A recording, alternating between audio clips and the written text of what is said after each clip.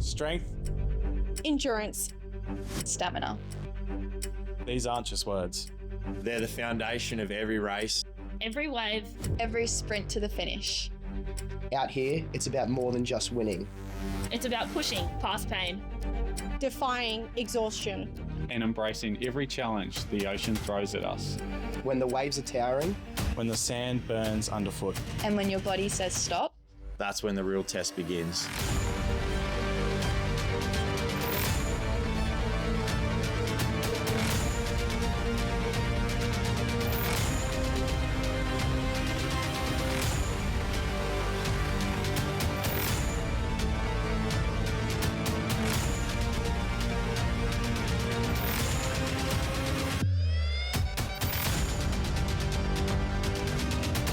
This is where champions are forged. This is where only the strongest come through. This is the Shaw & Partners Iron Series.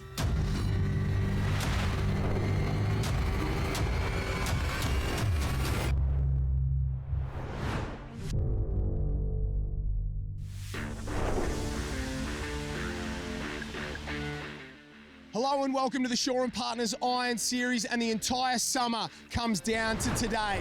We're live from North Burleigh Beach. I'm Josh Minogue. Joining me in the sand is former Iron Woman Series champion Courtney Hancock. Courtney, you've been here before, but never like this. What does it take to win a Shaw & Partners Iron Series? Oh, Josh, it all comes down to this very moment. The athletes have survived so much. We went from 28 to 22 to 16. Now the top Iron men and the women are racing it out.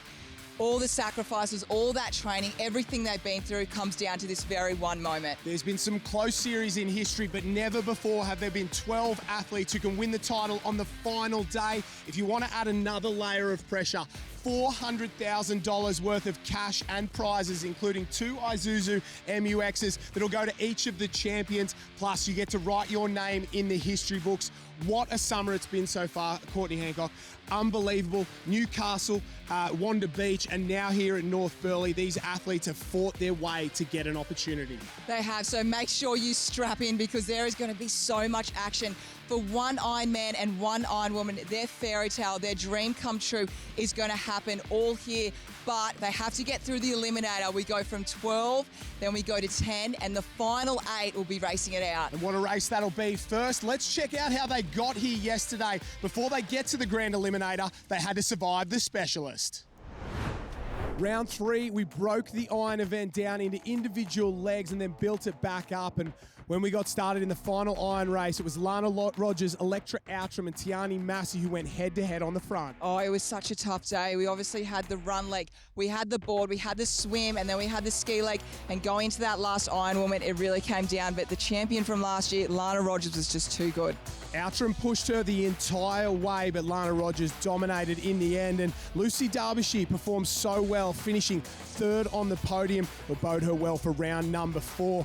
On the men's side of things, once again, a bit of a boil over early with Braden Casamento going off with the world champion Finn Askew, but Askew immediately went to the front, blew the race wide open, and I thought it was over. He did. Askew has been so strong. We saw him there at Newcastle. He led out in front. He's good out in front. He's comfortable there.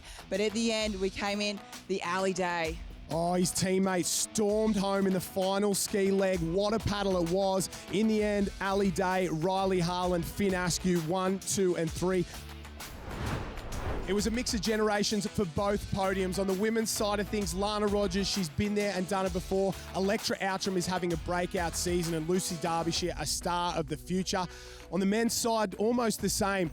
5-time Iron Series champion Ali Day, Riley Harlan in just his 2nd series and his 2nd podium. World champion Finn Askew, he'll be hunting for more victories. The racing in the Specialist was truly special, but I think today is going to be something that we've never seen in the sport before. We've seen Eliminators, but this is the Grand Eliminator. 3 races, 12 athletes. We'll say goodbye to 2 athletes at the end of each race with a final 8 going around. The winner gets the entire Shaw & Partners Iron Series and everything that goes with it. The athletes are primed, the racing is set, the stakes have never been higher.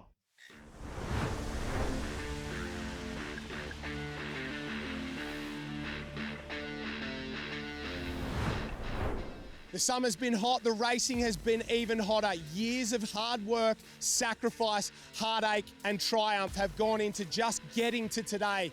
Let's hear from the athletes and what it's taken. To be there on the final day, on the final race of the series, is just a whole lot of guts. You've got to be switched on, you've got to be hungry, and again, you've got to be ready to go. To get to the final day, final race of the series, it takes what it's taken every other year to be a champion of that series. It's being consistent, it's focusing on yourself, and it's doing the little things right. Oh, a lot of hard work. Just got to be really consistent, I think, is the key thing, and also just ready to face whatever comes your way. Maybe a little bit of luck as well, because yeah, it's going to be interesting. It's going to take a lot to be there on the last day, and fingers crossed I am there, but it's going to take a lot of hard work, obviously getting through those early rounds, and there's going to be some luck involved. Obviously, that's just what our sport entails, and yeah, fingers crossed I will be there on the line. It's going to take a massive summer, consistent, staying out of that drop zone. It's very hard in the surf. It's a brutal sport in that way, and yeah, could be over for a few people early. So yeah, consistency will be key. I think you're just going to have to be up the front the whole time, especially if there's some surf. Anything can happen on the day, so you just want to be in those top positions the whole time to give yourself the best chance of making it through the next rounds. So yeah, it's going to take a lot of consistency, and you're going to have to be making the right decisions at the right time and making the least amount of mistakes as possible. And I think in doing that, you will find yourself at the front of races, and therefore in that final race. 4 rounds, 3 iconic locations. It's a series like no other. From the scorching sands of Wanda Beach to the fierce conditions in Newcastle. And now to the golden shores of North Burleigh Beach. This year's pushed these athletes to the limit. But after all the battles,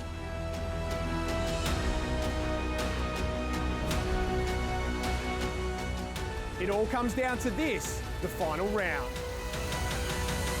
4 rounds, 3 locations, but just one champion. The Shaw & Partners Iron Series final round begins right now.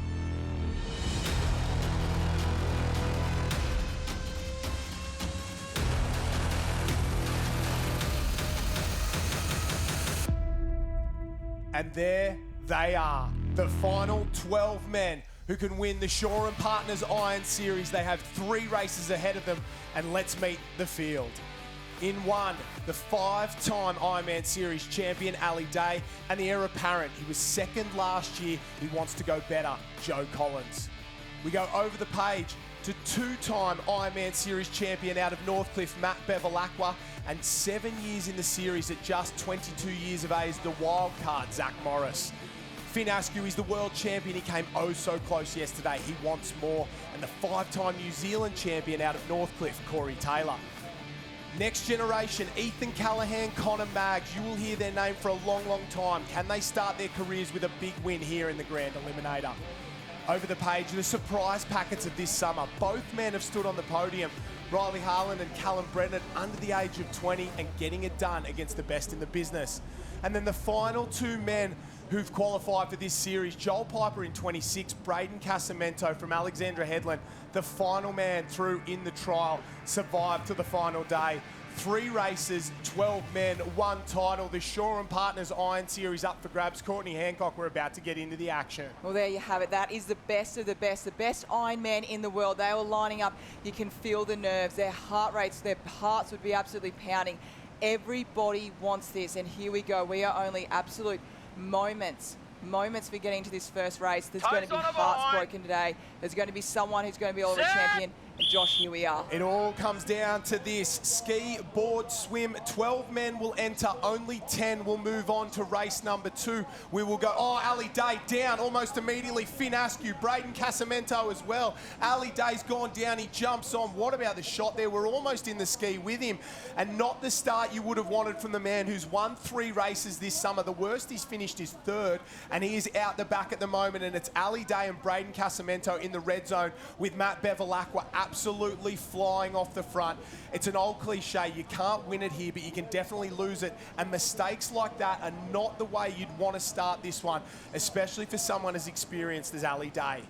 Absolutely. That was a bit of a nightmare start for Ali Day. Going through those potholes, it just shows how tricky this North Burleigh surf is. So Ali Day, he always knows how to find a way. The Northcliffe boys are on fire. Have a look at them go. Matt Bevilacqua, Zach Morris, Corey Taylor, Riley Harland, 1, 2, 3 and 4. Joel Piper, the only other one sitting on that group.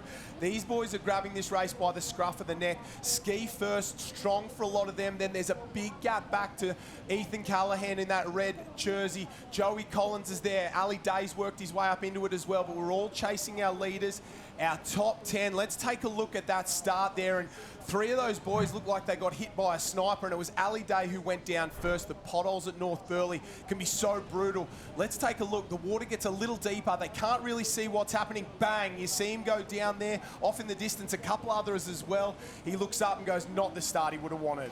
No, and as you said before, we really felt like we were right on the ski there with Ali Day. Definitely not his start, but if anyone can bring themselves back, it is Ali Day. He is so good. He knows how to hurt, and he knows how much is on the line at the moment. So don't be surprised if he'll be up the front, not too far away. Bevilacqua hasn't had the summer he would have wanted by his standards, without a shadow of a doubt. He's been disappointed with everything, and I think instead of trying to find the answers, he's just decided to grit the teeth and go after it. And sometimes it's better to force it than to find it. And he's doing that right here. He gets another runner. That wind's starting to pick up. The swell from all over the place. He looks like he's really enjoying it. Corey Taylor goes out of shot. Zach Morris is on the pink. Joel Piper and Riley Harland, the next two there. Ali Day worked his way back from last place up alongside Joe Collins and Ethan Callahan.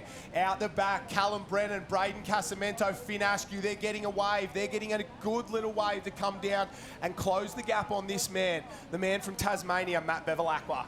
Yeah, he looks so good. He obviously struggled a little bit at the start there. We've spoken about his illness, but he's peaked at exactly the right time. He looks like the bevy that we've always seen season after season. We never doubt him, but he's up and about. But we do have Ty Dowker down on the sand for us. Yeah, great start from Matt Bevilacqua. He looks really composed coming around as well. And this is the start that Bevilacqua wanted. Right behind him, playing the strength of the ski leg, he's that, as we said, a CT Taylor. Zach Morris looking good. Joel Piper up and about again. And then we've got Harlan and Joey Collins. Ali Day now coming down around 9th spot. Remember, got to beat 2, survive the round.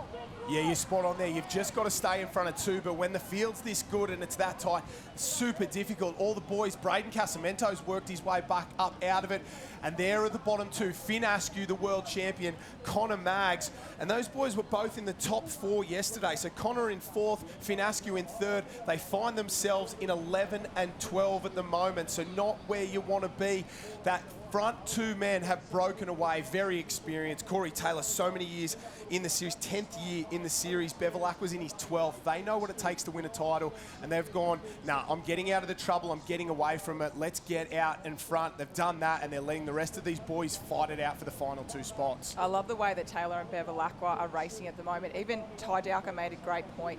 There's 12, only 2 miss out. When I say the word only, it shouldn't be only, because this is the top Ironman in the world. So to be in that back 2, if we look at it now, you've got Askew and Maggs, 2 of the best of the best. So yeah. I love the way that Taylor and Bevilacqua are out there in the front at the moment. They're not getting themselves into that red zone, into that trouble. Get out in front. You've got to do it, don't you, Josh? And a little twist on the normal Eliminator as well. It's not 3 back-to-back men's races. It's men's, women's. So you can afford to use maybe a little bit more than you would normally, because you've got that sort of 10, 12, 14 minutes worth of gap in between. Go back, rest, recover. So you'll see the pace a lot higher than it normally would be. The boys get into that first turning can, and it's still Bevilacqua on the front. He is led from the jump. Corey Taylor tucked in behind. He'll be feeling very happy with himself. Joel Piper works his way around just behind them with Zach Morris. And have a look in the top there. Ali Day doing a fantastic job. That's him in 5th place on the red board. He has gone from last into 5th in just 1.5 legs here, and he's still got his best leg to come. Yeah, that is very scary. He's put himself in a very good position when you've still got your best leg to come. And we look at the swim, like, it is going to be quite long. So there is a lot of potential to make up some ground. And looking at the way the pace is going, I know the Iron women would be sitting on the beach watching being like, okay, we really have to go right from the start. Yeah, that's it. A lot of scary signs for a few of them there. Ethan Callahan, Matt Bevilacqua gets a massive runner. Have a look at that. Straight past the swim cans. If he can hold this one the whole way to the beach, he'll have a huge lead. Corey Taylor gets one at the bottom of the screen as well. What about that shot? Bevilacqua, one of the best board paddlers in the world, well, the world board champion, has found a runner that has blown the lead wide open. Absolutely unbelievable from Bevilacqua. He'll come in and he won't ease through that transition. Send the transitions. That was the message that he gave out to everyone this morning. He was going to get into it, get into the mix. There's waves out the back. Piper's down one. Zach Morris. Ali Day falls off the back. Ali Day was alongside Zach Morris and Joel Piper there. He's fallen off the back, so not the first race Ali Day would have wanted, but he's getting all of this out of the way. Maybe he's blowing the cobwebs out, a little bit of rust from yesterday. And if all your mistakes are in race 1 and you survive, that's good signs for races 2 and 3. And for Day, there's always a lot of pressure on him as well. He's 5 times champion. All eyes are always on Ali Day. All the athletes said, the person I want to beat is Ali Day. But we have Ty, let's go down to him. He's right there in the transition zone. Yeah, once again, Bevilacqua was really good, but it's the current Australian board champion, Zach Morris, who had a great board paddle. The danger signs, we had 6 coming in the bottom 6, and I can tell you something, 6 does not go into 2. Big elimination coming up, but a big swim. CJ Brennan, Joey Collins, at the moment in the red zone. Yeah, that's the group there. Joe Collins comes around. CJ Brennan, who's one of the best swimmers in the field. Riley Harlan's not comfortable. Finn Askew's not comfortable. Ethan Callahan's not comfortable either. That is not where you want to be right now. And they're under pressure, and I don't think anyone expected such a frantic start. Those mistakes, a couple going down, and then all of a sudden a couple of athletes absolutely blowing it wide open off the front, just puts the pressure up to 100. And I know we expected high stakes racing, but I didn't think we expected something this frantic from the start. Frantic is the great word to use for that. As soon as you put the Shore and Partners Iron Series on the line, you see the athletes they really go into. You're looking at them at the best of their best. They are all at peak form. The fittest athletes in the world right now. We are watching Bevilacqua swimming incredibly well. Piper, Morris, Day not too far behind. Ty Dowker down on the beach with one man who's been here before, who's done it before. 9-time Iron Series champion, 8-time Australian champion, 6-time world champion. Shannon Eckstein, one of the all-time greats. If anyone knows what they're going through, it's this man. Yeah, we talk about the best of the best. I think you just had the numbers come across then as well. But Big Shane, what about this, mate? What about the stage, the Iron Series Shore and Partners? It's something special, and it's definitely delivering today. Yeah, super exciting, this new format. I don't know if the top guys and girls really like it too much, but for us spectators, it's super exciting to come down to this for the championship. I think back in history, I had 3 of these all on the last day for yourself. I think 1 and 2 close seconds, but have you got itchy feet? Would you rather be out there today? I do miss it sometimes. I don't miss the training, but I do miss the competition. I love testing yourself against the best, and this is certainly the best out there today. There's a wave starting to break out the back there, and it's going to get lower tide as we go on, so I reckon that back brake's going to come into play. Mate, love having you down here, and might see you next year. Cheers, thanks, Ty. Oh, the athletes will be shaking in their boots if Shannon Eckstein comes back, because he was the most dominant force in the sport for a long time, and you had to be very good to beat Shannon Eckstein on the final day. I think Zane Holmes got it done both times there. Ali Day was Matt Bevilacqua was the man who got that wave, and he's looked unbelievable so far. He has done nothing wrong and got out of the trouble every single time. They sort of swam back onto him, picks up that wave out into the clean green water, and sometimes you are just on. Matt Bevilacqua, the man from Clifton in Tasmania originally, now at BMD Northcliffe on the Gold Coast, he looks on. He does look on. He looks in. And we know how much he wants it, and he's won it 2 times. 2-time Ironman Series champion. He's just going to come on a little wave, and I can tell you what, today in this Eliminator, if you can get a little wave just like that, have a little bit of a breather, even for 5 seconds, it's going to do you the world of good. Bevy can get up. I can see what he's doing now. He's just trying to rest his legs as much as he can, because he knows what's at stake. Yeah, that's it. They start to work into that wave zone. Danger time. Last leg, bottom 2 to go home. Joel Piper in the cap. Zach Morris there. Bevilacqua stands up. He will cruise up and across the line. No issues. We've got 1 through to race number 2. 9 other spots is what we were chasing. And we're going to say goodbye to a couple of athletes there as Bevilacqua gets up. Waves are coming through. There's guys who've got waves in the background. Bevilacqua across the line. Here we go. The race is on. The sprint finish behind him. That's the number we're worried about. The top 10. It's up. Joel Piper will get through. Corey Taylor will get through. Ethan Callahan as well. He'll come up and around. So there's Joel Piper, Corey Taylor, Ethan Callahan, Ali Day's there up, and who else is trying to come through? I'm just trying to see who's coming across the line there. Connor Maggs, who will miss out? Oh, maybe Joe Collins. I haven't seen Joe Collins so far. So we take a look, we try and take a look there. So Maggs is through, Callahan, Riley Harlan gets a spot, Finn Askew, Callum Brennan gets a spot. We say goodbye to Joe Collins and Braden Casamento. I thought Joe Collins was a red-hot chance of winning this one today. If anybody could beat Ali Day and the top guys, I thought it was going to be Joey Collins. He goes out early. This format is brutal. Ty, who have you got for us? Yeah, down the beach here, Bevy. Race 1, it's all about getting to race 2, but good start there, mate, for race 1. Yeah, it's so much better being out in front. I've experienced being in the pack the last few rounds, and good to have my own water and get in my own work. 12 goes to 10, next one, 10 goes 8, ready to go? That's it, mate. Just one step in front of the other, make that top 10 next race, top 8, and get through to that last one. Thanks for your time, recovery time, best of luck. Thanks. Cheers, guys. Didn't he look good? Didn't he look good in that first one? But what about the boil over? We've got results running across the bottom there. We had Taylor, Morris, Day, Maggs, Callahan, Harlan, Finn Askew, and CJ Brennan. The final ones to get there. The top 3, they look fantastic all day long, but I am in shock. The man I thought who could win, the only other man than Ali Day who's won a race this summer is Joey Collins, and we will not see him in any further part of this series. Oh, he's going to be absolutely heartbroken. So many people have backed him to win, and he, as you said, he's been in such great form. So to see Joe Collins out, I know a lot of the Iron Women are going to be feeling very nervous after watching that race and seeing the likes of Collins miss out. Oh, that is exactly right. We say goodbye to Joe Collins and Braden Casamento. We'll be back with the ladies after the break. This is the Shaw and Partners Iron Series.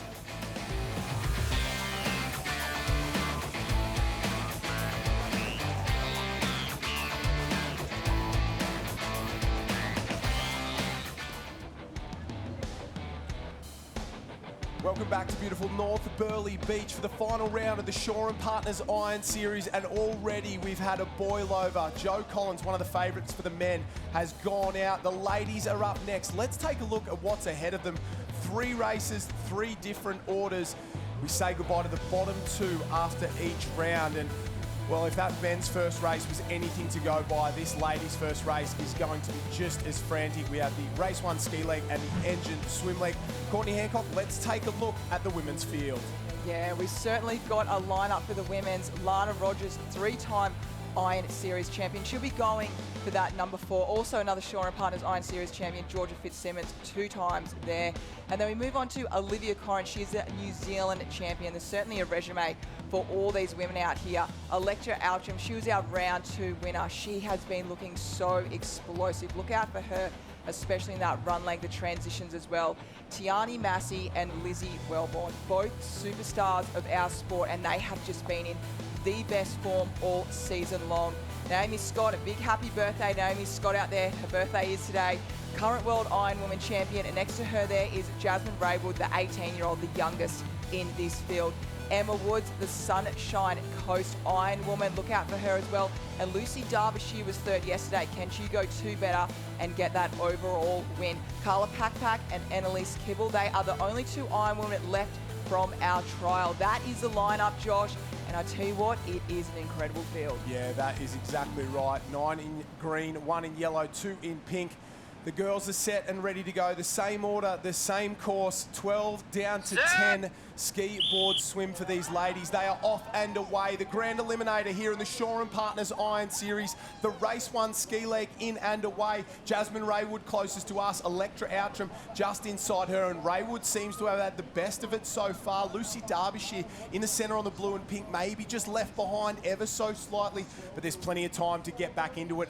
And that inside shore break from North Burleigh. Oh, a couple tip up and over the top. And have a look at Jazzy Raywood. And I think Emma Woods go after it there. They've absolutely flown off the beach, and these girls in the middle, Derbyshire, Lana Rogers, Tiani Massey, they're just hurting ever so slightly, and it's the Australian junior kayak team member at the bottom, Raywood, the youngest in the field, who leads them out. I'm not surprised to see Jasmine Raywood out in front. She's been so strong off that start. Annalise Kibble's also equal to her, but she just got hit a little bit on the north, and at the moment we've got that southwest wind, so the athletes are going to be on the northern side, really have to come across, but Jasmine Raywood is doing the best of it at the moment, and she being her best leg as well, the ski, she'll be really wanting to get out there and get that nice lead. And as Matt Bevilacqua said before, out in front, less complications happen. Yeah, she's the youngest in the field by 2 years. In second place, Georgia Fitzsimmons. What do you say about Georgia Fitzsimmons? She's in her 10th summer, a two-time champion. She's had 13 race wins, one of the all-time greats, and it'd be something if she could get another one here today, make it 3, because that would put her up in, well, in very good company with yourself, as there's only 7 women who've won 3 titles. Lana Rogers, Reen Corbett, yourself, Courtney Hancock, Liz Plumers, Christy Cameron on 4, Carla Gilbert with 8 titles. And Georgia Fitzsimmons, she is something truly special, and if she could get another one today, it would mean so much to her on the tail end of her career. Yeah, absolutely. Georgia's been incredible. As you said before, 2-time Shaw and Partners Iron Series champion. She certainly has done it all, and she's one of those athletes, she really knows how to push through pain. She's whoa, mistake from Raywood there. Sorry for cutting you off, but I thought she was going to go in. She did well to pull it back. Oh, she certainly did. No, in that moment, that was going to be, I thought it was going to be definitely a lot of drama happening, but as we were speaking about Georgia Fitzsimmons, she looks very relaxed and composed. I think this is definitely the best we've seen her look all season. Yeah. She's so consistent.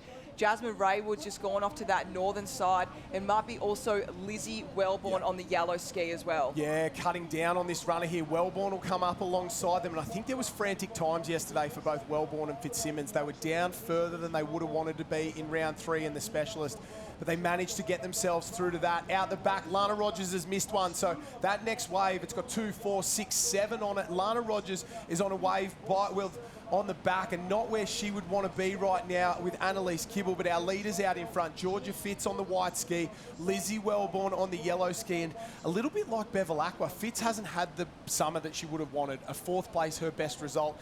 In other years, it's multiple wins. She always gets a couple, but just like Bevilacqua, cometh the moment, cometh the lady, and she has arrived when it mattered most. Well, with the athletes and the way, as we heard from Shanex time before, the way the series is this year, if you just peak for that one race, this one moment right now, you could take all of the glory. So Georgia Fitzsimmons, Matt Bev, like we said before, doing very well at the moment. Ty Dowker is down on the beach. The charge of the Light Brigade, here they come, the chase pack, and they're all there. Yeah, obviously the big 2 out in front of us. That's experience coming to the fore. We saw Jasmine Raywood out the back, but now the charge come. Lucy Derbyshire, Carla Papak, a really good start. Red zone at the moment. Electra Outram and Olivia Corrin. Oh, Outram, who got 2nd yesterday and came so close to winning as well, sitting in 12th. But we saw in the men's race, there's plenty of time to get back into it, and they're probably a little closer as Wellborn. And Fitz has to roll underneath the bottom. They're not what they would have wanted. The gap closes, and it doesn't look big, but the North Burleigh Shorey, it has some punch about it. It slows these girls down. It slows the guys down as well. Another couple of rolls. Carla Papak goes under. Lana Rogers goes under as well. Emma Woods sneaks through. Lucy Derbyshire sneaks through. So a big shake up in the orders. And Electra Outram's gone from last into the top 6 right now on the top side there. Exactly what she would have wanted. And it's an up and down, topsy-turvy start to this race here. And we've got the world champion in second last place at the moment, and 2 out in front who've been there before, who've done it. They've got the experience of over a decade in this series, and you don't want to give them any opportunity because they will go on with it. Yeah, Wellborn and Fitzsimmons look really, really good at the moment, and they're really strong as well getting through that break. They're definitely 2 athletes that are very good in that transition zone. They know how to pick their craft up, get the craft moving, because the craft is very heavy, and they are out in the way. You can see their boards flipping up at the moment. That's really coming from that south wind that's pushing through, which is actually getting stronger. It's 38 kilometres at the moment, so it's very powerful. But the girls at the moment, they have done this race format time and time again. We're looking at 2 past winners of this format as well, so they know how to get it done. I would say they've been somewhere between 20 and 25 times they've done the Eliminator. I don't think if they've ever done it with so much on the line though. And early on, I'm starting to see a few nerves. There were a lot of nervous faces rocking up to the beach before the coverage. I sort of wandered around a little bit, and there was a couple of athletes there that I thought, oh, you are very, very scared and very, very fired up. And getting out into this first leg, or the first race, will sort of blow those cobwebs out, but the experience is coming to the fore Lizzie Wellborn on the yellow, Georgia Fitzsimmons on the white. They turn and go for home. Next, Lucy Derbyshire, Emma Woods, and then 4 wide behind them coming in. Carla Papak forcing her way round as Lizzie Wellborn starts to wind up. Here's the jam at the cans. Papak, Outram, Jazzy Raywood in there as well. I'm just trying to look, that's the tail. So that's the tail. Tiani Massey, who's looked so good all summer long. She's been on the podium 3 times. And the world champion Naomi Scott right now in the red zone. Oh, Emma Woods, what a wave. From 3rd all the way through to 1st, Emma Woods is on fire this weekend. That is one you want. I looked down at the beach today and just was reading the surf a bit. I really like that, I guess, that way coming in there that Emma Woods has taken, all for the swim, board and ski. There seems to be a consistent wave that's really coming through the middle, and you have the opportunity as well to really go that south swell. You don't want to fight the wind out here. You really want to go with the flow, let your craft, let your body go with it. Emma Woods has done exactly that, and look how far she's come. She's come on a way by herself in that second, not too far with our leaders, Wellborn and Fitzsimmons. Punch and counter punch down there. Lizzie Wellborn, Georgia Fitz, Ty Dowker. Our leaders are looking comfortable, but then there's a real battle on to stay alive in this eliminator. At the front at the moment, they're really composed. And we spoke about that of G and Lizzie Wellborn.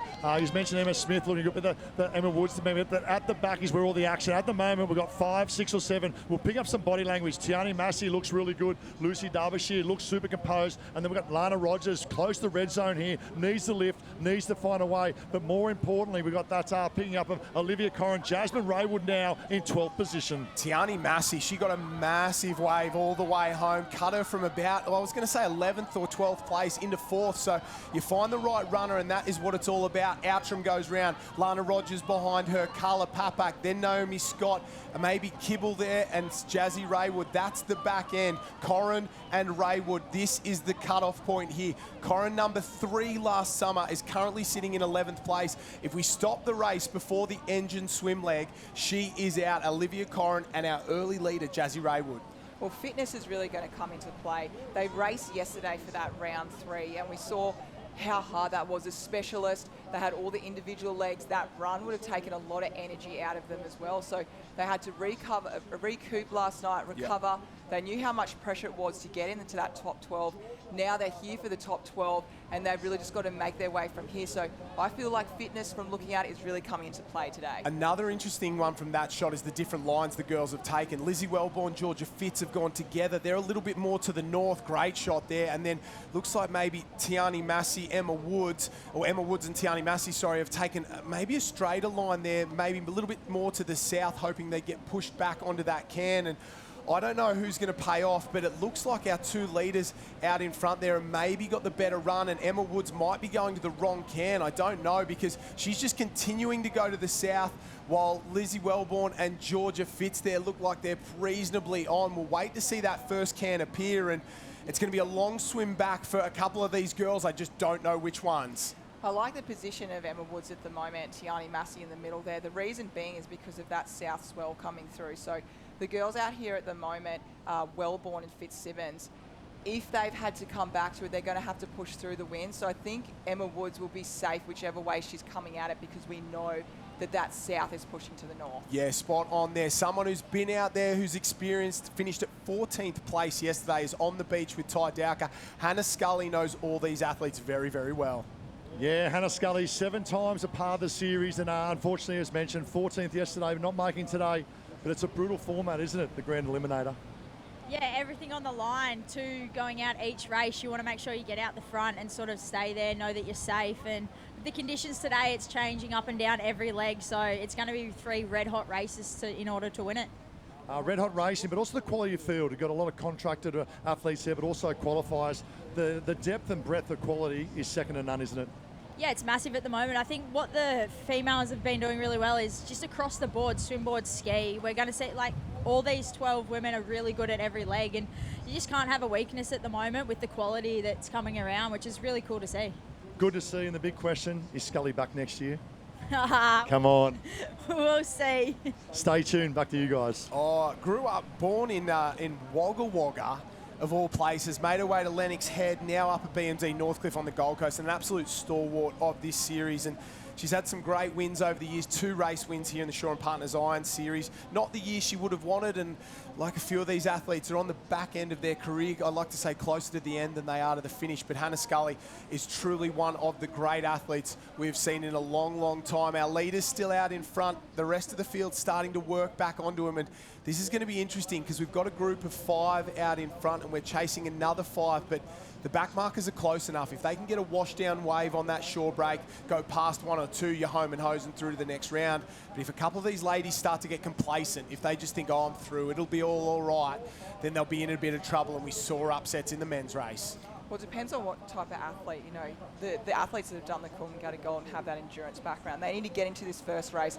They need to really get their heart rate up and really get moving. We just see a bit of a wave come through. It potentially could be, we had Derbyshire, Massey, we've got Woods in there as well. Fitzsimmons and Wellborn have led this race really from the start there. But these 5 girls, we won't see sprint finish because we are looking for that top 10. So you'd say 5 are in nice and safe. They'd be feeling good. They just want to get up and moving and get into their recovery. That's exactly right. All of these ladies will be safe. Tiani Massey stands up. Lizzie Wellborn stands up. Georgia Fitz stands up. No dramas at all. Lucy Derbyshire, that's her number 12. Emma Woods in the background, number 10. That's half the complement. We've got 5 up and around who are doing it very, very easy, but the charge from the next 5 is going to be super interesting in the background. The girls come up and around there. This is it. This is your top 12. I think we'll say goodbye to 2 of these girls. No, 1, 2, they should get through. Corin's got a wave to sneak herself through as they cross the line there. We'll take a look. And who are the back markers? Electra Outram, Annalise Kibble. I don't know whether Kibble survived. Where's Jazzy Raywood as well? Where's Carla Papak? There she is. Carla Papak going home. Electra Outram survives. Annalise Kibble survives. We say goodbye to Carla Papak and Jazzy Raywood, the first 2 casualties of the Grand Eliminator. Those ladies have done a fantastic job this summer, but we have to say goodbye to someone, and it's going to be them. Yeah, unfortunately, that is what's going to happen with this Grand Eliminator. We're going to have to say goodbye to the best of the best. So we've got Ty Dowker down on the beach, so we'll head to him now. Yeah, unfortunately, you see goodbye to Carla Papak, as you mentioned, and Jazzy Raywood, but not this girl, Tiani Massey. It's a game of survival. That one felt pretty good. Yeah, it's just going in and trying to have the best race possible, but trying to survive, you know. So just taking it each race as it comes and just trying to make sure that I get through to the next one. Quick insight to conditions out there, very tough with the wind and the swell, and if you can pick up a wave, it's pretty advantageous. Yeah, it's really tricky, and you have to have good skills, you know. You have to be able to run the waves through the gutter, and it's certainly not an easy task. So, yeah, look, each time I go out there, I know I feel more comfortable, and I already feel better today than I did yesterday. So hopefully by, the next one, I'll feel better again. Danger sign, she's feeling good. Going up recovery, best of luck. Thank you, Ty. She's never won a race in the Shaw and Partners Iron Series. Could she, her first race win, be the Grand Eliminator and take the entire title? There's a possibility for Tiani Massey. What about that? She gets the win in round number 1 of the Grand Eliminator there. Lucy Derbyshire in second place, Lizzie Wellborn and Georgia Fitz. They looked oh so comfortable. Emma Woods had moments of brilliance in that one. Olivia Corrin had to battle, so did Scott, Rogers, Outram and Kibble, but whether you're first or 10th, you get a spot on the line in the next round. The 2 ladies from Burleigh Heads, Mowbray Park go home. Carla Papak, what a summer she's had to go through the trial, earn her spot in the series next summer as well. And Jazzy Raywood, the youngest in the field, she started so well on that ski. The race 1 ski leg was all hers, but it wasn't to be. Yeah, she did everything she possibly could then. Being, as you said, the youngest in the field, only 18.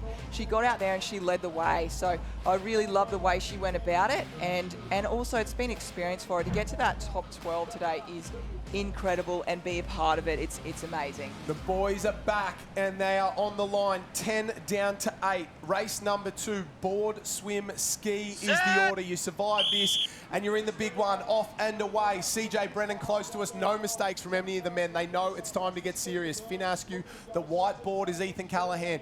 Ali Day, Matt Bevilacqua, Joel Piper is racing like a man possessed in the centre. That's him. The white-nosed board, he'll sneak up and over one and go into the lead. Matt Bevilacqua alongside of him, and Zach Morris on the top end got off to a flyer as well. Joel Piper is racing like I've never seen him race before. Yeah, Piper's been getting himself out in front, and again, getting out of that, any complications, being hit by other competitors. He wants to take this and take it by the horns and just really go for it. So what we're looking at today, board, swim, ski for this race number 2. We are dropping 2. So we've got the 10 starters dropping 2. We want 8. 8 for this next one, which 8, it's not many, is it, Josh? Our bottom 2 at the moment, Corey Taylor on that white and red board and Ali Day on the red at the bottom of the screen. Joel Piper, first year in the Shaw & Partners Iron Series, grew up in Sydney, moved to the Sunshine Coast, the Maroochydore Club, but he's made the move down to Burleigh Heads Mowbray Park, and I think that's been the difference for him. He has just jumped up into this top level of the series and absolutely flown. He looks like he belongs. And he's been a superstar, Australian junior Ironman champion, and he got off to that start unbelievably. I think we've got a replay of how good he was. He's racing like a man who's been in this series for well over 10 years. Oh, the experience out there means so much, and racing with that confidence, and you really need it going into this. You're the best 12 in the world, and as you said, here we're going to go back to that race start and just see that pace. Yeah, in the centre there, already half a board length in front, and these boys are as fast as it gets. He absolutely flew through the break as well, and it's just the urgency we're seeing from him. He knows if I can just get myself out in front, just get out of trouble, while the rest of the boys are bored down, he's got it up under his arm. You run faster, the skills are a lot better there, and once again, after the first race, exactly the same. Matt Bevilacqua goes to the fore, the world board champion using his weapon. Oh, a little shaky there on the way home. There's plenty of runners, plenty of wind out there. Yeah, you just saw Bevy shake a little bit there, and that's purely because the wind is up as well as the current. So there's a lot going on there. He's just had a little look behind. He won't look too far because we've got about 6 athletes that have made. Here they are, they're coming. Here we go. They come flying down that one. Bevilacqua will have to get his board speed up to get down, and it might be a little difficult there. Who's missed it out the back? There's Connor Maggs on the purple. He's not on that lead wave. Zach Morris, Ethan Callahan is. So's Finney Askew there. He's cutting across. Bevilacqua, Ali Day. The big guns are coming to play. In the centre, we've got 3 down at Zach Morris, Jolie Piper over the top. Well, a big 7 becomes a big 5, and that's the way you want to start. And we've seen a lot of athletes actually get better and better and stronger, but we'll go down to Ty Dowker and see what he has to say.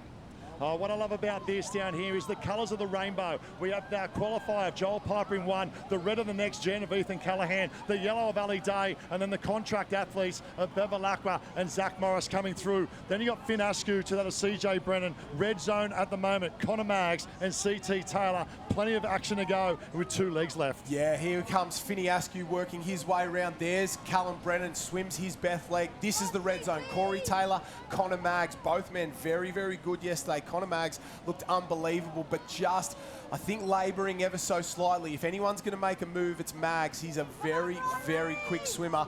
He's got to get a wriggle on now. He's got to get rolling because there's plenty of work to be done. Riley Harland, I hadn't even thought about him as well. 2nd yesterday, so 2nd and 4th from yesterday's race, currently sitting in 9 and 10. And if we stop the race at the start of the engine swim, they're not going any further. Well, both those Ironmen of Maggs and Harland, they are very, very capable of getting through this and getting through this engine swim leg at a very good pace. So we've seen eliminators in the past. We might see the front couple maybe ease it off a little bit, but when there's only 8 that's going through, they all know they have to really treat this like a final. Joel Piper leads Ethan Callahan there, Zach Morris, Ali Day, Matt Bevilacqua. That is your top 5 at the moment. Ty Dowker down on the beach with another special guest in this swim leg, the 2020 Iron Series champion, the 2018 Australian champion, Kendrick Louis, a man who probably, well, he was a little disappointing this summer. He had an injury, wasn't allowed to keep going on.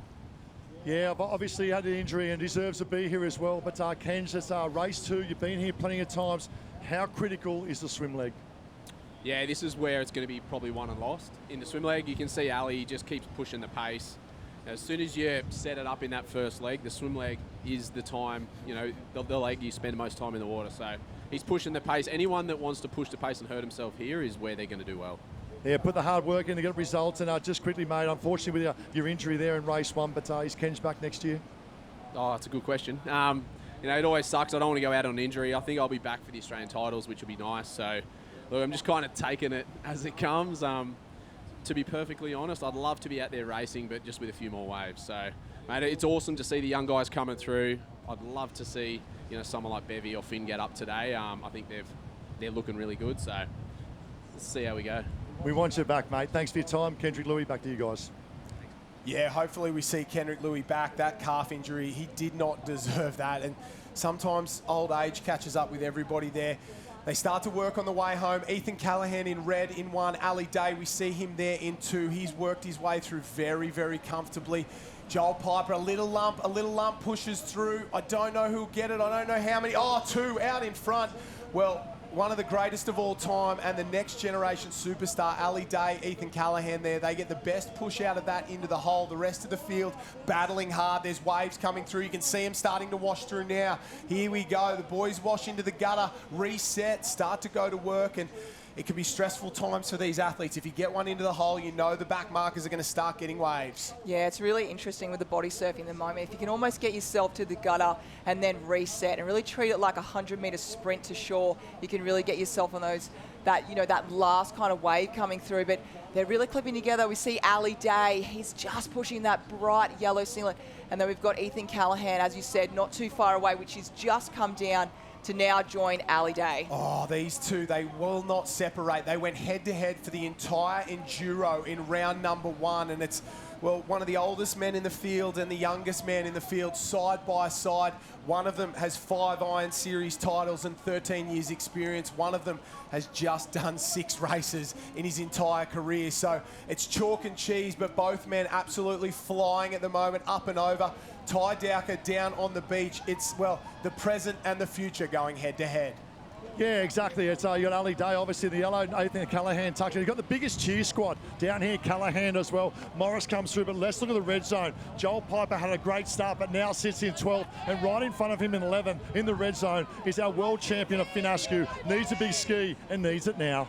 Yeah, we see them rolling through there. Finney Askew, Joel Piper. So those two boys sitting, well, under the pump, and after leading early on, Jolie Piper hurting. Riley Harlan, he's still to come through as well. So Harlan just hasn't been in it so far, hasn't been able to get himself back in the mix. Finn Askew, he was heartbroken after yesterday. That race was his to lose, and somehow Ali Day found a way to get it done. We can see Day goes up and over, Ethan Callahan there, and that's the difference between experience and youth.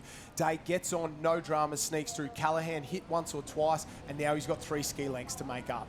We're watching the best of the best, and I tell you what, they're all going through a lot of pain at the moment, but this is why they train hours and hours on end, so they can hurt for hours and hours on end at the moment. So Ali Day, there's that little random wave. We heard Shannon Eckstein say that's going to pick up later on the day, which we're seeing that right now. Yeah, and it's just slowed Ali Day down. Here comes Corey Taylor. At the bottom, Connor Maggs, who was in last place or second last place early on, has worked his way up into the top 4 looking comfortable. But have a look at Day. Start to wind up. He knows now's moving time. We're into the final race 1, ski leg of race number 2. If you want to win the Shaw & Partners Iron Series, you need to finish in the top 8 here. It sounds obvious, but if you don't, your series is done. Day in 1, Corey Taylor in 2, Ethan Callahan in 3, Connor Maggs in 4. They are sitting comfortably because then there's 5 or 6 ski lengths back to that chase pack, and we're a long, long way down. And you can see the older heads coming to the fore. 2 men have been here for a long, long time, and 2 of the young guns coming through. Second race of the Eliminator, board, swim, ski. We're going into that last leg right now. Everyone is in so much pain. Since that gun went off this morning, it has just been absolutely on. But do you know what's going to hurt more if they don't? If they're going to sit there to the side and watch that top 8. So they know they need to hurt now, because what's going to hurt more, what's going to break your heart more, is not going to be in that top 8. So they know what's on the line, and that's why you see the men not putting on that brake. That's why Ali Day is absolutely going for it. He doesn't want to risk it. Yeah, you are spot on there. You can see in the background, that's Riley Harlan getting to the first can. He is outside the top 8 at the moment. Joel Piper and Riley Harlan are the 2 outside. Have a look at Bevilacqua go. He moves up from 5th all the way into 4th there, past Connor Maggs. Ali Day winds up. Corey Taylor in the background as well. A little runner here and you're through. There's Finn Askew. Finn Askew sitting right on the bubble. CJ Brennan just behind him as well. Still coming around, Riley Harlan and Joel Piper. So CJ Brennan in 8th, Finn Askew in 7. Joel Piper and Riley Harlan are out of the race at the moment. They need an absolute miracle to get back into it. They're going to need a massive wave. Yeah, they are, and they are on offer at the moment. There's little bits and pieces out there. It's really staying composed every single moment of this race. And we've got almost Ali Day should be so close to getting to shore right now so that he can come in, start his recovery. Brennan's got one. Brennan's got one out the back. Brennan's got one in front of them as well. Joel Piper's coming down. Riley Harland there. This is going to be very, very tight. The boys have found a wave. There's CJ Brennan. Here comes Joel Piper. This is the red zone now. One of these two men will get in. It's all about the run up the beach. CJ Brennan from the Currumbin Club. Joel Piper from Burleigh Heads Mowbray Park. They wash down into this zone. It's all going to come down to a sprint up the beach and keep your hopes alive. Piper knows. He gets up and starts going. CJ Brennan's got a lot further to run. He's got to come up the Travelator. Look at the effort on Piper. Look at the effort on Brennan. Side by side, Piper goes past him in the final stages. What about that? Joel Piper gets there, keeps his hopes alive. CJ Brennan, he has his dreams ripped out from under him in the final metres. Riley Harland as well. Second yesterday, not enough today. He will go home and his series is over. What a finish from Joel Piper to snag that 8th spot. He is now in the final of the Grand Eliminator, and didn't he have to work hard to get through? We unfortunately say goodbye to Callum Brennan and Riley Harland, who have been incredible young guns to watch this whole season. We're now going to go down to the beach with Ty Dowker. Just finished race 2, and what about this? Got the biggest cheer squad. Make some noise, team. We've got Mum here, we've got Dad handling as well. 2 races down, how's the body? Oh yeah, it's feeling pretty sore, but I'm just so stoked to go get out there and try and win this thing. What about betting on the home beach? You grew up, you know every bit of sand here as a young nipper coming through, mate, and the cheer squad you got behind, ready to go? Yeah, definitely got the local knowledge out there, but yeah, I'm ready to go. Let's give him some energy. Ethan Callahan, best of luck, Eve. Oh, I don't know if he needs energy after that. He has a 1 in 8 shot at an Isuzu MUX and $25,000, and being the Shaw and Partners Iron Series champion. We are down to just 8 men, and those races are coming up in just a few moments' time. Stick with us. This is the Shaw and Partners Iron Series.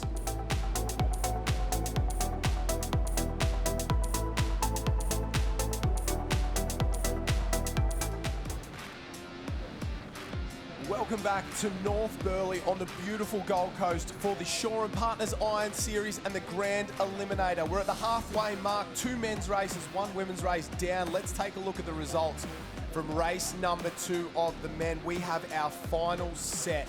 A top 8 will go through to the final race of the season, and it was Ali Day, Corey Taylor, and Ethan Callahan on the podium, but it doesn't matter. You've just got to finish in the top 8. And what about that run, Courtney Hancock, from Joel Piper to overcome Callum Brennan? It's triumph and heartbreak. It was just something that he knew if he could get there, he keeps his shot at the title alive. Every single athlete, as we've just seen so far, is putting everything on the line. And Joel Piper, you could see how much he wanted it, and so did Callum Brennan. He just couldn't quite get there, but he gave himself every opportunity getting off early. But Joel Piper, he just had that speed at the end there. So they're the men. That's how they line up. We say goodbye to Brennan Harlan. The women not too far away for their race number 2. Yeah, I don't think either Brennan or Harlan will be disappointed with the summer that they have had. Both of them have stood on the podium, Harlan a couple of times as well. It's been a standout summer for them, and I think they've really arrived at the top level of Surf Ironman racing. We are on to race number 2 of the Grand Eliminator for the women. Board, swim, ski is the order. 10 go in, only 8 come out. And if it's anything like that men's race, I think we're in for a boil over. The girls are off and away. No mistakes once again in the centre there. Corrin off to a very quick start. And the world champion closest to us, Naomi Scott, clean as well. He just saw a bit of tactics. You saw Emma Woods. She was over the northern side, and she's just made herself almost to the right over to the southern side on that green and white board. So she's been reading the surf really well in that first race, and I wouldn't be surprised if she reads it very well in this number 2. So she's really gone with where she wants to be. But Tiani Massey, Naomi Scott, Lana Rogers, Georgia Fitzsimmons, Annalise Kibble, they probably had the quickest board starts, I reckon, throughout this whole summer. Have a look at Tiani Massey go there. Pink nose, blue board. She's rating the house down in the centre, rating twice as fast as everyone else. Electra Outram just to the north of her, Kibble in pink above her. Georgia Fitz on the white board on the top end. They're the top 4 at the moment. Rogers is stuck in behind in yellow, and Naomi Scott, bottom of the screen there, pink nose on her board. The white and green is Emma Woods. The blue is Lucy Derbyshire. Olivia Corrin on the pink, and Lizzie Wellborn with her distinctive yellow. There's 1 or 2 waves they have to negotiate on the back bank, and I think it'd be safe to say that Tiani Massey's been the best board paddler all summer. She continues to shine whenever there's individual board races, and she's using her weapon here today, and I think that's the key. If it's in early, use your weapon. Yeah, she's doing the right thing, getting out in front, as well as Georgia Fitzsimmons. Annalise Kibble is just squeezing her way to try to make her way in the middle there. It's going to get pretty clunky as we move towards that first can, so you really want to set yourself up, but Emma Woods, I feel, has done the right thing there. She's come across the girls who are on that position on the northern side, which was Wellborn. Woods was there. Fitzsimmons, Kibble had just had to work a little bit harder and fight that wind to come across. So it's going to be really interesting when we go to the ski leg to see if the girls are going to run it across or just keep their same position. I think you're spot on there. I think Lizzie Wellborn had to go well wide around there. Emma Woods has just been squeezed out the back with Corrin. So as they turn that final can, it's Woods and Corrin in the red zone. Lizzie Wellborn, Lucy Derbyshire, Naomi Scott just in front of them, and our leaders out in front, Massey. Well, there's all 4'0" of her, and she might weigh 30 kilos ringing wet, but the power and endurance that Tiani Massey has is truly incredible. I don't think there's a grittier Iron woman out there. She loves what she does. She's very, very good at it as well, and there's nobody who fights harder for a victory. Georgia Fitz alongside her out in front there, and look at Lana Rogers. Lucy Derbyshire, though, she is the big winner from that runner. Came from, well, I'm going to say 10th place all the way through to the lead, and so did Lizzie Wellborn. She's on it as well. So Derbyshire drops off. Georgia Fitz on the white, Kibble in pink on the blue board in the centre there, and Lizzie Wellborn from the 11th place through to first on one runner. She's the most talented board paddler I've ever seen. Welcome to North Burleigh, and this is how it really shakes things up. So we see Fitzsimmons and Wellborn. We saw them in race one do almost identical what they did then. They can just have a little breather, save those legs, and go from there. So Derbyshire not too far away as well as Kibble, but Tiani Massey would be devastated, putting in all that hard work and not getting the rewards. Is this race one or is this race two? Because it's exactly the same as what we've seen. Ty Dowker on the beach, Lizzie Wellborn, Georgia Fitz. I have deja vu. Yeah, most definitely. And Lizzie Wellborn, I've got to say, she risked to win the biscuit then. She went very south to pick up a swell and managed to run that majority of the way back to that gutter. So it was a master stroke out on her own, Lizzie Wellborn, but paid huge dividends. Let's go through the field now. Lana Rogers sitting about 6, Electra Outram about 8th or 9th. The red zone at the moment is Tiani Massey and Olivia Corrin. After she led at the final can, Tiani Massey is somehow all the way down in 9th place. That's how brutal this sport can be. It's not luck. It's sometimes you're just in the wrong place at the wrong time. There goes Massey, Corrin behind her. She was 3rd last summer. Tiani Massey looked so good in race number 1. What do you do now, Courtney Hancock? You've been here before. She's got to reset. She's got to find a way. What would you do? Well, for first off, you really got to compose. You've got to stay composed. Just worry about yourself. These things can happen, but you have to back yourself, back your fitness, back your body, back yourself mentally, that you can catch up, because this is all about our sport, Iron Woman racing. Things can happen. It doesn't always go with the flow, but she's just got to get herself through this, get in that top 8 so she can be a part of the grand limit. So for Tiani Massey, we know she's a fighter, so staying composed and fighting right now is the 2 things she needs to do. Yeah, that's a great advice, that is for sure. Georgia Fitz goes to the lead. Lizzie Wellborn just tacked in on the tail. Lucy Derbyshire working very hard. We can see the yellow cap of Lana Rogers in the background, just ahead of Annalise Kibble. It's easy to pick those two out.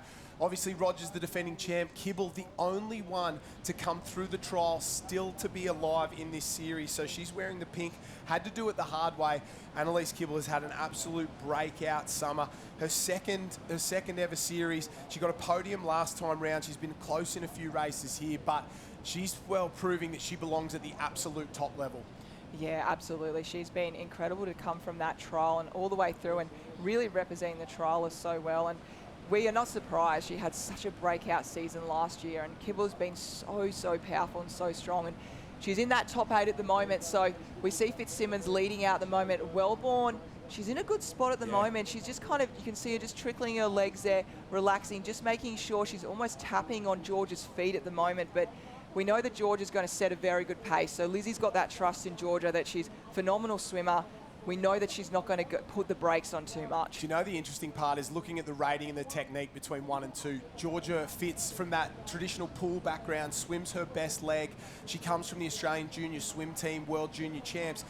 Lizzie Wellborn, more of a board paddler, has had to work at her swim really hard, and she does a great job. But Georgia Fitz long and strong and comfortable and very easy. Well, Lizzie Wellborn rating up, get it going, keep it ticking along. And sometimes if it's not good, you just got to force it. And I think that's what Lizzie Wellborn's doing. She's just going, I'm going to give everything I've got right now. And Georgia Fitz on the front for the second time in as many races. There's a few little lumps behind. I don't know if they'll get down them, but that'll wash through. And it was that line that Emma Woods took in the swim and the board in race number 1, a little bit to the north. Oh, waves on for plenty of the back markers. It's a party wave. I think 5, 6, 7 have come down that. A few have missed it out the back, and that'll hurt their chances here in the engine swim leg. I don't know who's got down, but they're all over the top of each other. I can see Kibble and Rogers still side by side. Our 2 leaders are out in front. Somebody's going to be heartbroken by that wave. There is 9 on the screen right now that you can see. We're only missing one of the Iron Women there at the moment. So 9 definitely doesn't go into 8. So at the moment we can see Lana Rogers came through on that wave, and we see they didn't necessarily go past Fitzsimmons and Wellborn, but the gap certainly closed, and going into this last ski leg is going to be very tight. If I'm going to take a guess, I'm still going to go Fitzsimmons, Lizzie Wellborn, Lucy Derbyshire. Top is Tiani Massey, Naomi Scott inside her. At the bottom in yellow, Lana Rogers, another wave. This is going to shake things up. I think it's Massey and Scott on that top side who are going to get the best of it as they start to hit the sand. They'll stand up and get into their work, and it is Tiani Massey. Let's go. From all the way down the back, she swum her way through the field. Best friend on her birthday behind her, the world champion Naomi Scott. Emma Woods is there as well. Emma Woods is in this up to her eyeballs. We've got 5 on the beach. That next chase group of 4, well, one of them has got to go. Lana Rogers goes up and around. Electra Outram, Kibble in pink, and number 12, Lucy Derbyshire. And we're only missing 1 on the sand, but, well, 9 does not go into 8. It definitely doesn't. You look at the body language of all the females out there, everyone looks really, really strong. You can see they're all trying to run in each other's toes, but we've got Ty Dowker. We're going to go down to him now. Yeah, we look down here at the moment in 12th. That's Olivia Corrin. Obviously, she's the Australian ski champion. Needs a huge pedal at the moment. But the big move was the birthday girl, Naomi Scott. Obviously, our world champion as well. Looking comfortable, almost as comfortable as Georgia Miller or Fitzsimmons. 1 leg to go. All of a sudden, Naomi Scott got in the craft, out of the craft. But Olivia Corrin, a lot of work to do. You spot on there, Ty. Georgia Fitz off and away. Tiani Massey sneaks over one. Lizzie Wellborn on the yellow at the bottom as well. And in the centre, oh, this is the log jam. Kibble, Derbyshire getting hit. Georgia Fitz has looked like the best Georgia Fitz we've seen in a long, long time. This is, well, she's having a renaissance in the final round because she has looked so good at the moment. That is drama. That's drama for these ladies. Kibble went off. That's Kibble on the far left-hand side getting hit. Olivia Corrin behind her there. Maybe Lana Rogers on the pink on the top side as well. Rogers might be getting hit again. The girls have got to start to wind up and get into their work. Kibble, she just can't seem to get it done. She looks exhausted after a couple of races. And what about this? Huge panic stations. Olivia Corrin, Annalise Kibble, and is that Lana Rogers, the defending champion at the top, who's currently in last place with 1 leg to go? Yeah, for Lana Rogers to be back there at the moment. We'll get a little bit of a closer look in the moment. That's definitely Kibble and Corrin. It's looking like it's Lana Rogers, the 3-time Iron Woman Series champion, going for number 4. She's been so good all summer. She's been winning. We saw her win yesterday as well as round 1 as well. So she's been the best form Iron Woman going at the moment. But as we spoke about before, the series has changed. The Soaring Partners Iron Series is all about this one race, and it's just taken that one moment, hasn't it, Josh? Her worst result all summer has been a 2nd place finish. Oh, smashed. Absolutely smashed on that back bank. She was close enough to the girls outside the red zone. Now Corrin and Kibble will sneak away, and Lana Rogers is wondering what she has to do. If there's a moment where Lana Rogers can muster up everything she's got, it's got to be now, because this series is slipping away from her. There's Kibble in 9. Just in front of her is Olivia Corrin in 8. That's the task ahead, and Lana Rogers has absolutely been destroyed by the North Burleigh back bank. There's another little wave she's got to deal with as well. Our leaders are working their way home. They're sitting pretty out in front, Wellborn, Fitzsimmons and Massey. But what about that? The defending champion, 3 wins and 2 second places this summer, and she will not be part of this final if the race continues on the way it is at the moment. Oh, it's heartbreaking seeing Lana like that, and her heart, her stomach would just have dropped. And It's just that one moment. That is Iron Woman racing, and I know if she doesn't make that top 8, a lot of the girls will be absolutely shocked looking at the line and not seeing a Rogers beside there. But Tiani Massey, this woman on screen, has been so powerful and so strong, and right there behind Rogers all season. Wellborn, Fitzsimmons. It's going to be an absolute showdown. But these Iron Women, last ski leg, they're getting into that top 8. They'd be feeling good at the moment. The race 1 ski leg is done. Race number 2 is done, and Tiani Massey will get the win here. It's all about our top 8 through to that final. Easy work, easy work. Here comes Lizzie Wellborn. There goes Georgia Fitz in the background. Emma Woods, Naomi Scott as well. So that's a 5. We're chasing another 3. What about that? The big race out the back. High fives and smiles all round for Tiani Massey. She'll be very happy with that result. Big rest for her. But out the back, Kibble, Olivia Corrin battling it out for 1 spot. Lizzie Wellborn's home. So is Naomi Scott up and around. Emma Woods there as well. Electra Outram will keep her title hopes alive, and we start to count numbers. A top 8 is all we're looking for. Yeah, it's only top 8, 2 are out. I just saw a few of the Iron Women just looking behind. We have Olivia Corrin. Josh, is she our last one through? The last one into the final. She was last place heading into the ski. She only had to pass 2, and she's managed to go past Lana Rogers and Annalise Kibble, and Olivia Corrin survives, and we say goodbye to the final trialist and the defending Shaw & Partners Iron Woman Series champion. Lana Rogers will take no part in the final race of the season. What a boil-over. Ty Dowker on the beach. What about that? Yeah, what about that? Plenty of drama down here, but one has got through, and I've just told the news, she can't believe it. But gee, you're through the top 8. It's where you want to be at the start of the day, and you're there now.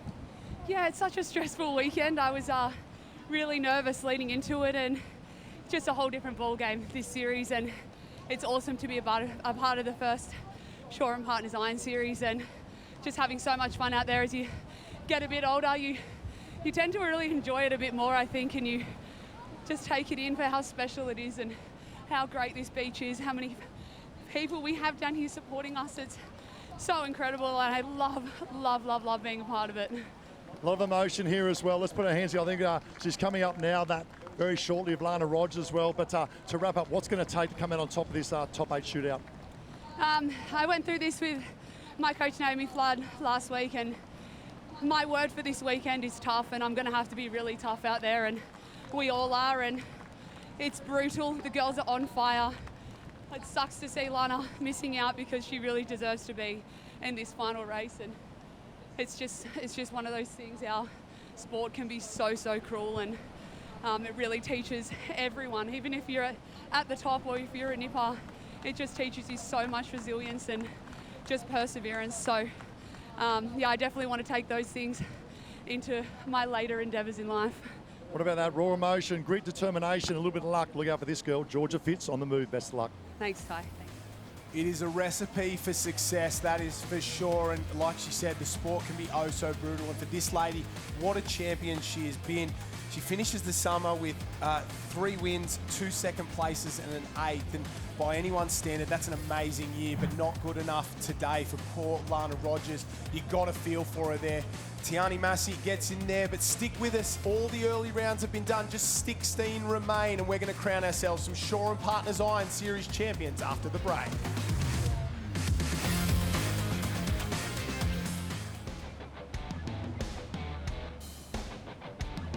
Welcome back to the beautiful Gold Coast. We are live for the Shaw & Partners Iron Series Grand Eliminator. We started the summer with 28 athletes, and we are down to our final 8. One of these men will be crowned Series champion. Let's go down to the beach and hear from Ty Dowker. We've had 3 locations. We started at Wanda Beach, and that was furious. Then we went to Newcastle, and the Battle of Newcastle, but now here at North Burleigh. And let's look at the top 8 shootout. He's a local boy who wears red for Next Gen of Ethan Callahan. One of the great support he has in the crowd as well. What about this? Connor Maggs in his handling corner is that of Kai Hurst, the phenomenal Kai Hurst. Then we go the yellow of last year's champion and 5 times previous winner of Ali Day. Next to him, I tell you what, Bevy is back and looks good to win another title potentially. potentially here of the series. What about this boy, Zach Morris from the Northcliffe Club? He's never had a podium series finish. He's finished 4th best. Is today the day to get on the podium of 1, 2 and 3? Then we go across the ditch to the boy from Midway. Represents Northcliffe in Australia, but Midway, great support here on the beach, and also the ditch to that of Joel Piper, the only qualifier from the trialists in this top 8 shootout, and it leaves one and one only, and no better than that of our world champion from Surfers Paradise, Finn Askew. Thanks, Ty. Race number 3. This is for the entire series. It's all been done. It's all been said. There's nothing left to do but crown ourselves a Shaw & Partners Iron Series champion. 8 men, only one trophy that we will hand out at the end of this one. Courtney Hancock, there's been important races in this series in the past, but never with this much at stake and with this many men who can possibly claim the crown. Swim, board, ski is the order. Don't worry about the red zone. There is only one place that matters, and that's on top. Don't worry about how heavy your legs feel. Don't worry about how your arms, how sore they are. They are off and away. At the moment, I'm just seeing straight up, all the Ironmen are actually running to the south there. They're actually all going for that same little spot. So they're just going to do that because that little swell that we've seen before is just pushing them to the north. The thousands of sessions, the years of work, everything you've done comes down to this one race. 3 legs, 8 men, 1 title, and Zach Morris is gone out in front. He has a full body length on Joel Piper already. Connor Maggs ducks in behind him there. Finn Askew, Ali Day, they're tagged on as well. Ethan Callahan, the local boy, grew up here at North Burleigh, but now trains down the road under Michael King at Burleigh Heads Mowbray Park. He's gone the lower line there, the southern side, and out the back, Corey Taylor got a lot of work to do there, but have a look at Morris go. Connor Maggs, the young guns, are getting in on the action. Oh, we've just got that back brake swell that's coming in there now at the moment. Maggs is looking very, very strong. He's very good under the swell. He's much like Kai Hurst, actually. He just got about 2 metres on Zach Morris there at the moment. So Zach had to go to his strengths. He went out there, he really hit it hard from the start. And when you know Zach Morris is out in front, you know that a pace in an Ironman is very, very sparse. Connor Maggs, have a look at him. He went under 2 waves, like he said, popped up 3 body lengths out in front. If they give him an inch, he'll take a mile, and have a look at him go. The rating so high into that first can. He will turn. The boys will wonder what they have to do to swim him back. They'll hope for a little bit of luck. Zach Morris in 2nd place. Finn Askew in 3rd. Ali Day in 4th.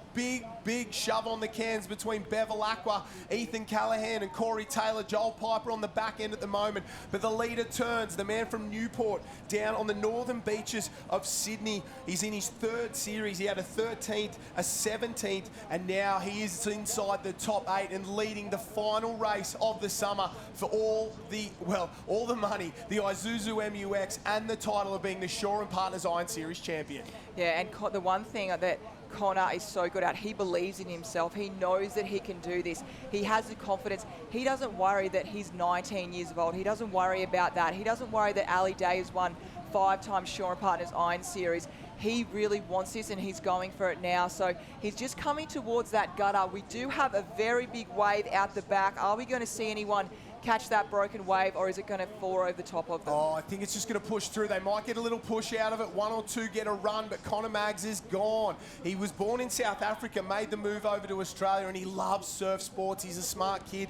He knows the history. He can tell you who won, which race, which year, better than I can, that's for sure. He'll take my job one day without a shadow of a doubt, but he's too busy trying to win a Shaw & Partners Iron Series. Have a look at Finn Askew, try and go after him now. Askew very, very fired up. Then there's a line of 5 men behind them chasing. Ali Day's there, Matt Bevelak was there, Ethan Callahan, Joel Piper as well. Plenty of work, Zach Morris, but have a look at Connor Maggs, stands up, he's going to get a run down that. Will Finn Askew come with him? I don't know. No, he won't. So the gap closed and then explodes back open. And the sooner Maggs can get up and running is the quickest of ski, board and swim.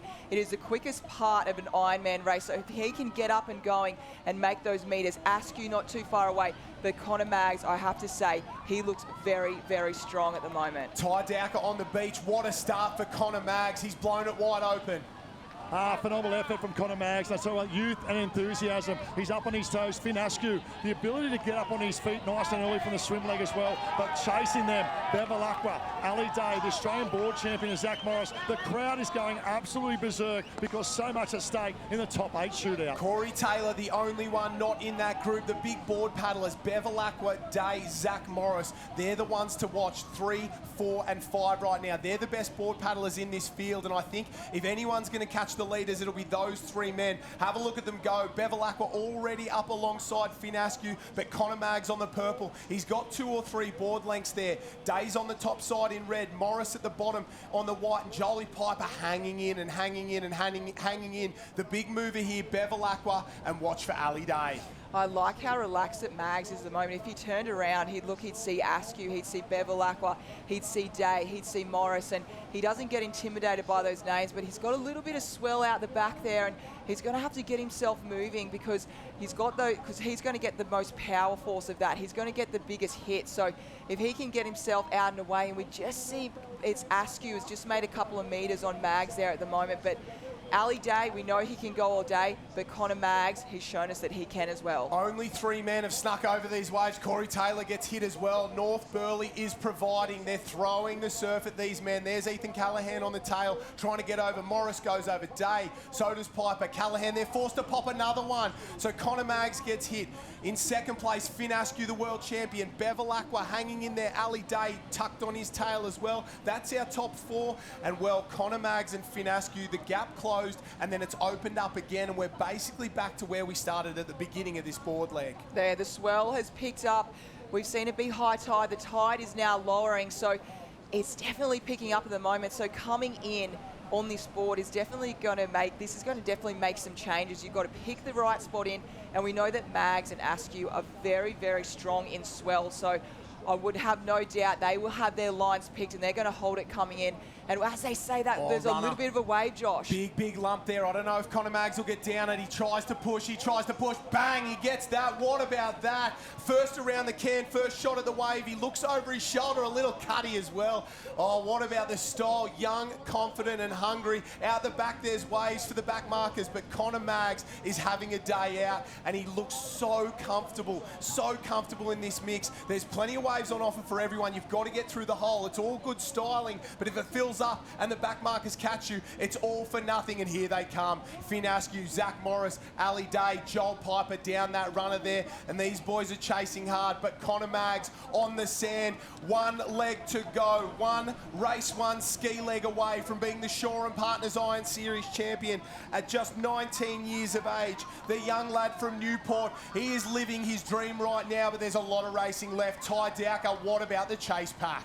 What about the chase pack, and what about the crowd behind Conor Maggs? Finn Askew is absolutely flying in second. This is it. Conor Maggs, we go back 2 years ago, and the swim, the board, the ski, and the iron as an under 17-year-old. He would cash all that in for this moment and this stage. Finn Askew in 2.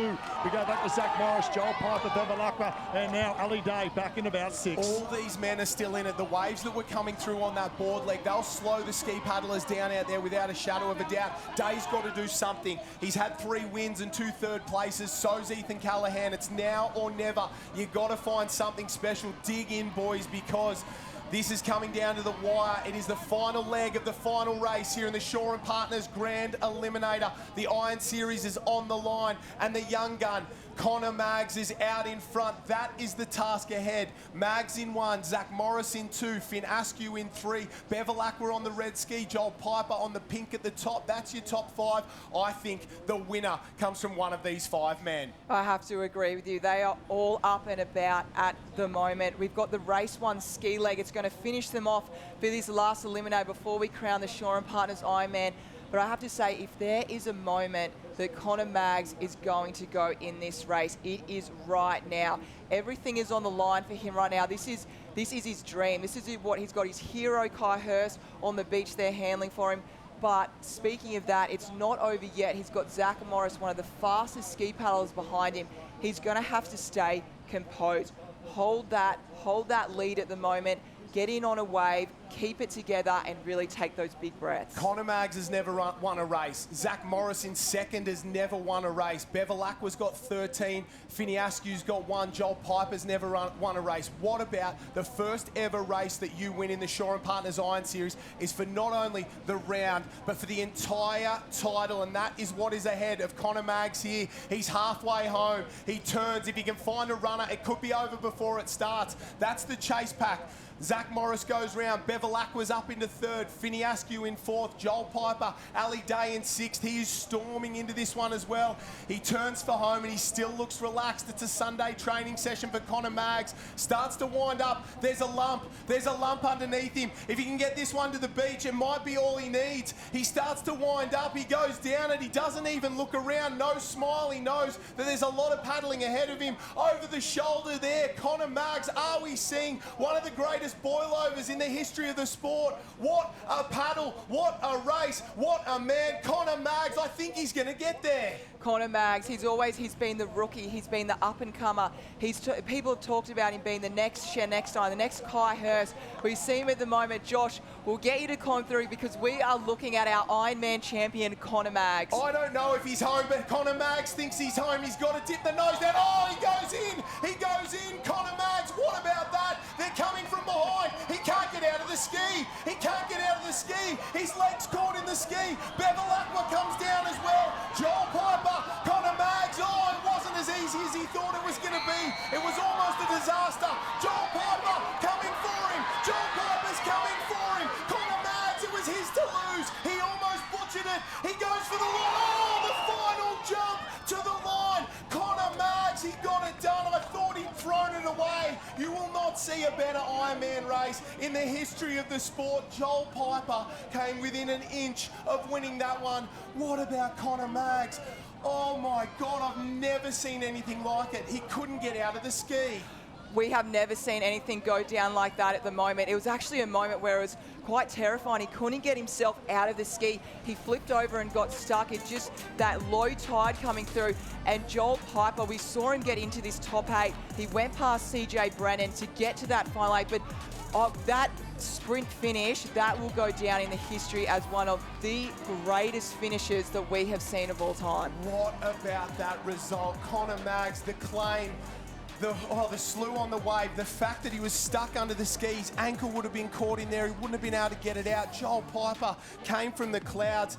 Zach Morris finished in third place, Bevilacqua in fourth. Oh, so close. Generation Next, absolutely on fire.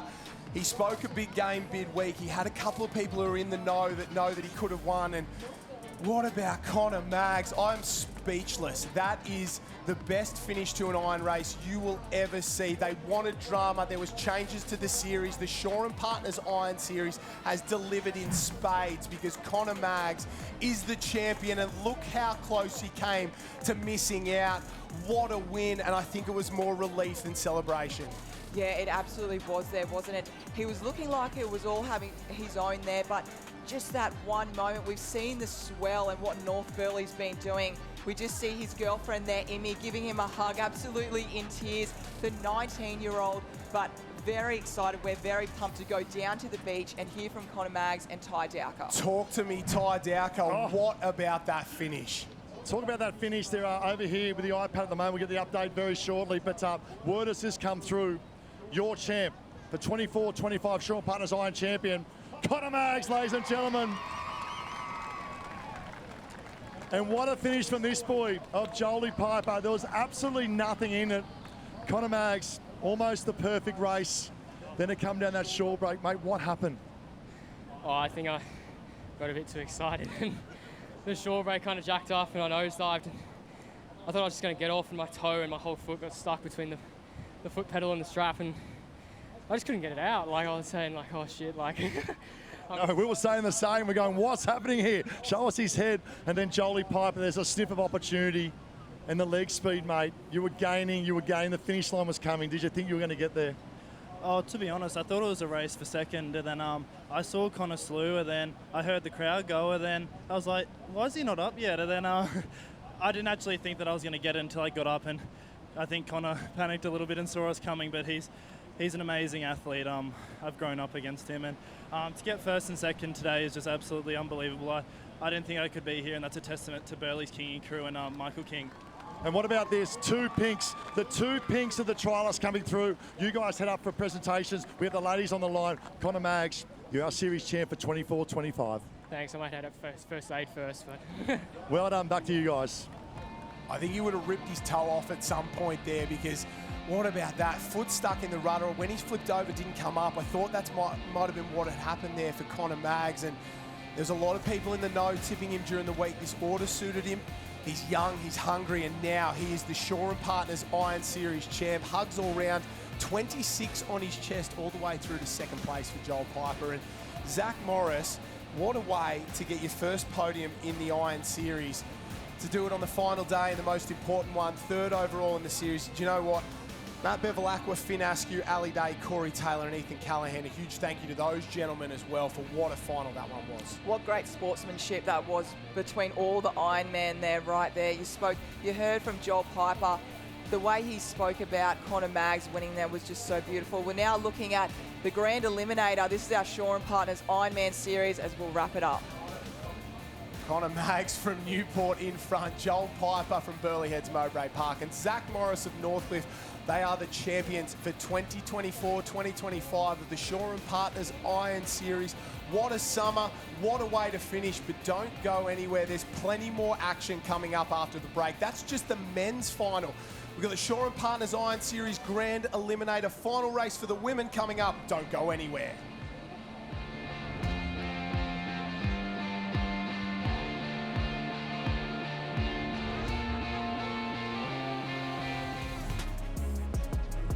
Welcome back to the beautiful Gold Coast for the Shaw and Partners Iron Series, and for the final time, the ladies will head into the water for the Grand Eliminator. We have 8 athletes on the line, but the big story, the defending champion, the 3-time champion, Lana Rogers, is not part of this final. Let's take a look at what happened to her in race number 2, Courtney. Got absolutely hammered by the sets out the back. She was close, and look at that one, absolutely belted by the North Burleigh break. Oh, she did. It was just relentless time and time again, and you see the heartbreaking look of Lana coming across there and knowing she's not going to be in that opportunity. So we really feel for Lana, but she will be back. She's been incredible, such a strong season. We'll now go down to the beach with Ty Dowke. He's going to introduce our Iron Women. Well, ladies and gentlemen, boys and girls, this is it. We start with 28, went to 22, down to 16, 12, and then that of 10, and now 8. Lizzie Wellborn representing the Newport Club. She'll be up and about after that phenomenal effort of Connor Maggs. Tiani Massey from the Black Swans of Maroochydore. What about this? What about the season, this young girl from Sunshine Beach, Electra Altram, and then to that, of Olivia Corrin from all the way from Midway in New Zealand, now Northcliffe. And what about this birthday girl, World Iron Woman champion, Naomi Scotty Scott. Lucy Derbyshire, third yesterday. Can she back it up with a series podium to that of today? And then we have 2-times champion, Georgia Fitzsimmons. She's up and about, and the smile says it all. And it leaves one, all the way from Alexander Headland. She's young. Look out for this young girl, Emma Woods. What a mix of youth and experience. A couple of girls who've never won races, and a couple in here who've never won titles. Well, the most experienced now, Georgia Fitzsimmons. All of these ladies have a shot at the Shaw and Partners Iron Series. 8 go in, only one will be crowned champion. We're into the final race of the Grand Eliminator. Swim, board, ski, and the ladies are into their work in the engine swim leg. Yeah, and the question is, all the Iron Women on the line, there's only one who's won a title before, and that is Georgia Fitzsimmons out there. So we either crown Georgia for the 3rd time, or like Connor Maggs, like we saw in the men, we will have a new Shaw and Partners Iron Series champion. And exactly like Connor Maggs, a couple of these ladies have never even won races before. So for a few of them, Tiani Massey, Emma Woods, and a couple others, it might be the first time they ever win a race and a series on the same day. The girls are into their work, very, very spread out at the moment. They are all over the ocean, and not a line that sort of on the men's side of things, they all came together, they all knew where they were at. For the ladies, they're spread out everywhere, and I think some of them think they know something that the others don't. Yeah, absolutely. We saw Emma Woods. She's taken that southern end. She's the athlete that you can see that's a little bit by herself. Georgia Fitzsimmons has been swimming so strong. I think getting stronger throughout the whole season. she's at the moment, she's going to push the pace really hard. So she's going to kind of go, catch me if you can at the moment. So she'll try and wear the girls out. Tiani Massey just on her wash at the moment. I think the difference between that northern side and the southern end here is that northern side's got a rip and you'll run out nice and fast, but you've got a longer swim back towards the bottom of the screen there. The athlete who's gone down to that southern end, a much straighter line, but dealing with a lot more waves. And I think that's a mistake, if I'm truly honest, because have a look at our leader, Georgia Fitz, out in front, absolutely flying. And well, this is where Connor Mag set his one up. You get out in front, you get a little wave on the way home, the lead gets bigger and bigger and bigger, and before you know it, you're stuck in a ski upside down with 50 metres to go. But we hope it doesn't happen to any of these girls. Fitz in 1, Massey in 2, Naomi Scott working hard in 3rd place as well. It looks like Electra Outram in 4th. Hasn't her swimming come along in the last 12 to 18 months. Works with Max Pettigrove and Jace Hooper up at the Noosa Aquatic Centre up there. They'll be watching on because she's done a lot of work with those two gentlemen and doing a really fantastic job out there at the moment. And don't we love to see it? Georgia Fitz turns, leads, cuts across the back, and a big, big lead for this group over the athlete who went the other way, and I think it was a mistake. Yeah, at the moment, Emma Woods has got a lot of work to do. She'll be feeling disappointed herself, but she's got to stay composed, get back in this race. But Georgia Fitzsimmons leading them out at the moment, leading that pace very strong, looking so good. Massey not too far behind. We've also got Naomi Scott. She's right in there as well, just a little bit to the south. So body surfing waves. Who can milk it? Who can grab one, pick one up? Georgia Fitzsimmons is in the box seat at the moment. Yeah, she's doing very, very well. Big lump coming through. None of them will get that at the moment. And a lot of work being done on the back half to try and get themselves back into this. Lizzie Wellborn, Liv Corrin fighting very, very hard. So's Lucy Derbyshire.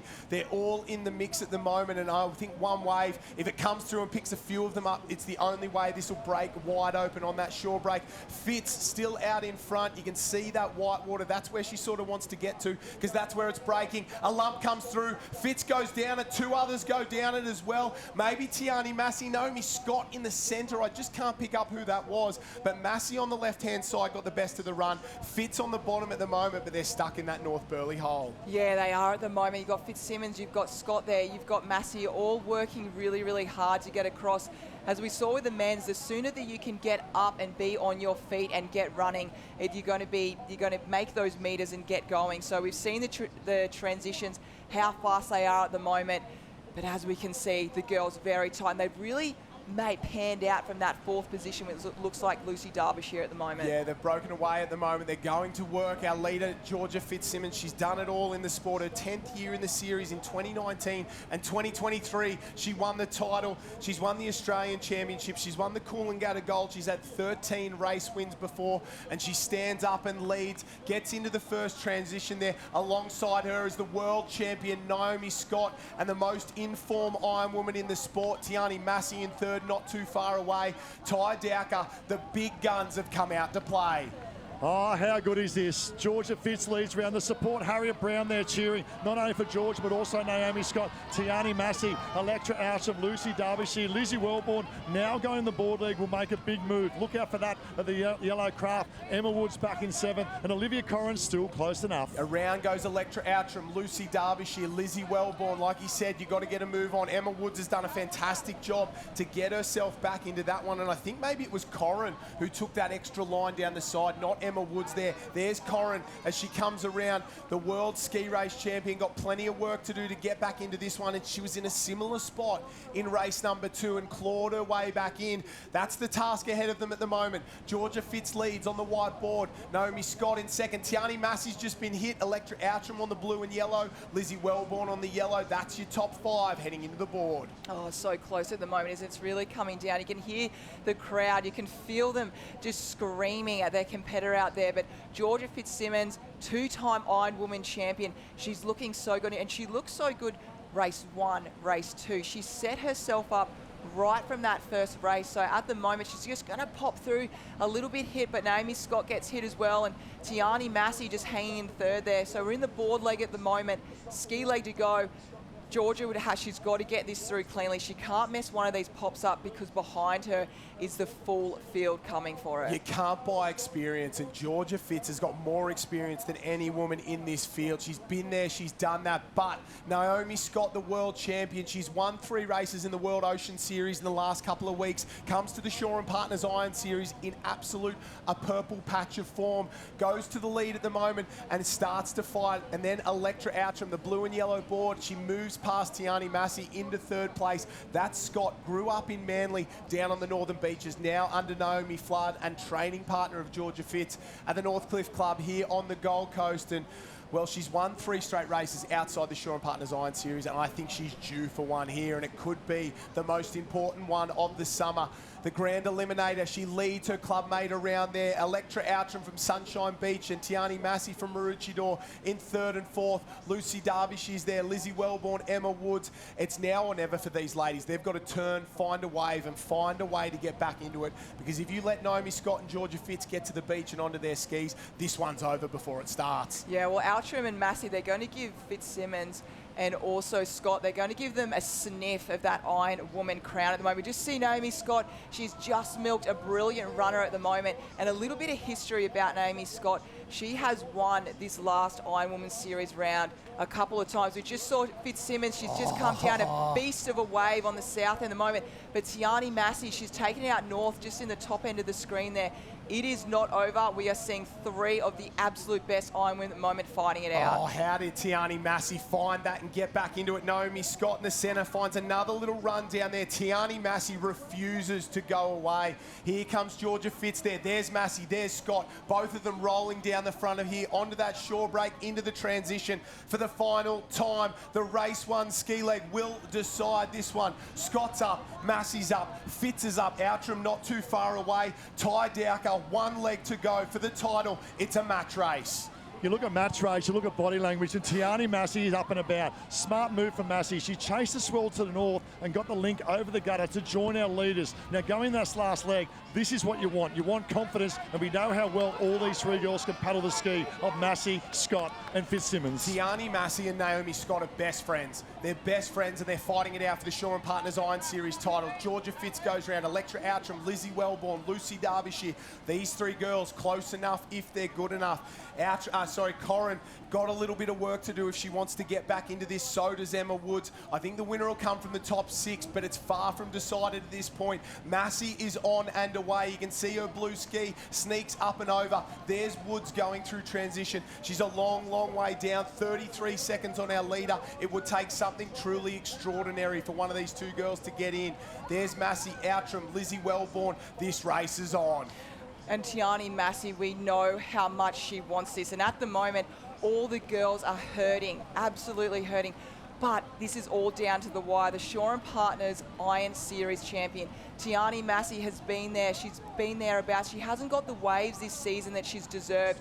Unfortunately, Georgia Fitzsimmons over the side there. She's out to the north. I feel like the north side got really hit there. So Georgia Fitzsimmons, she's got a lot of work to do.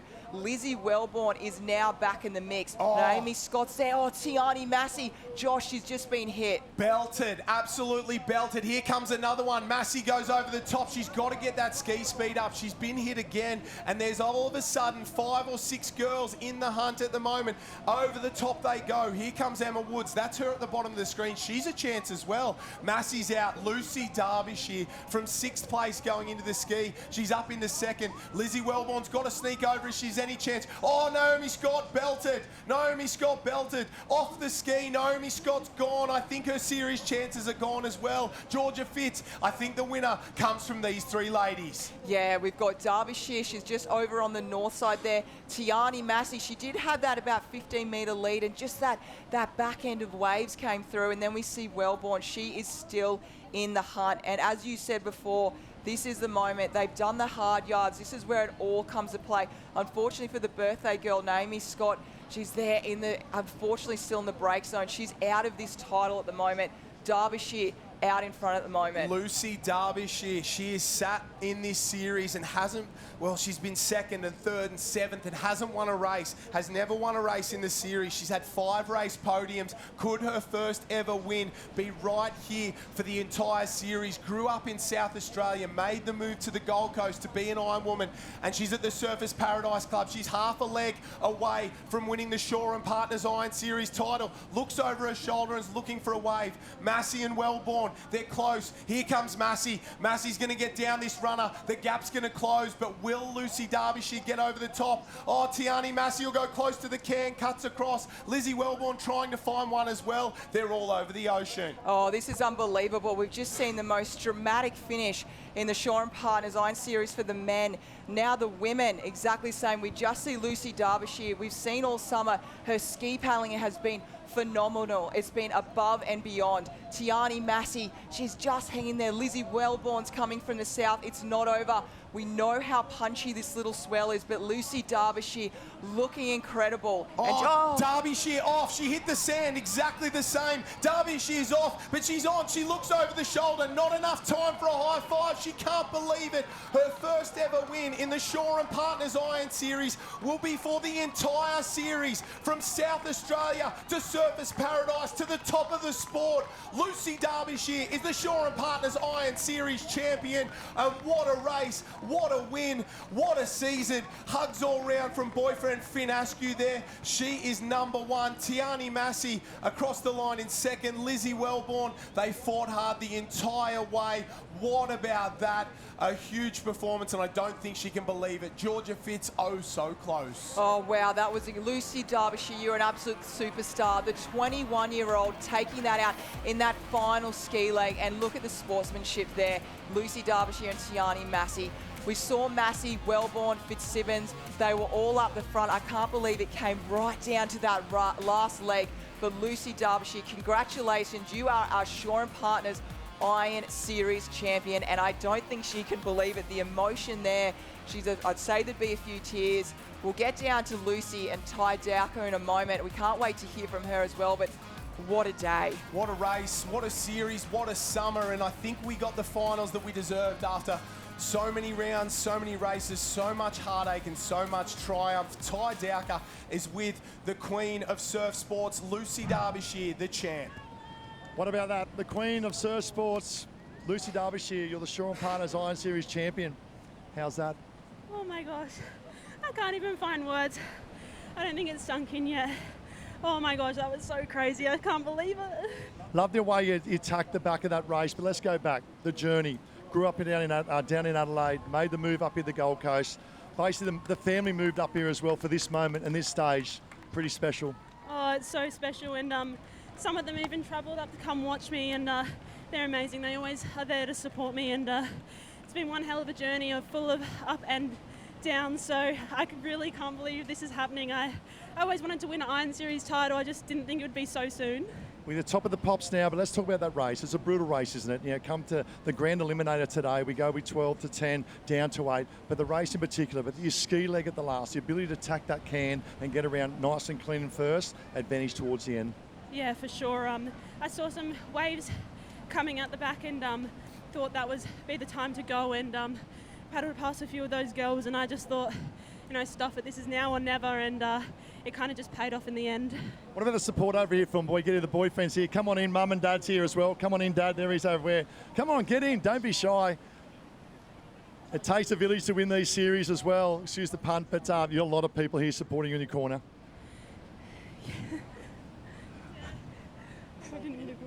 Still soaking the rare emotion. We're going to go up for presentations. There you have it, guys. Our champ, Luce, well done. Thank you. Thanks for everything. And she's done a fantastic job to win that one. The emotion has just overcome her there. Let's take a look at the final result. What about that? What a race. And just absolute elation for Lucy Derbyshire. I think a lot of us agree that she would win one eventually, but this early on in her career, what a way to start. Tiani Massey, what has she got to do to win one? Because she did everything right there. And Lizzie Wellborn in third place, another series podium for, well, someone who's been a bridesmaid for a long, long time, but she will get one as well without a shadow of a doubt. And have a look at that. Hugs all round.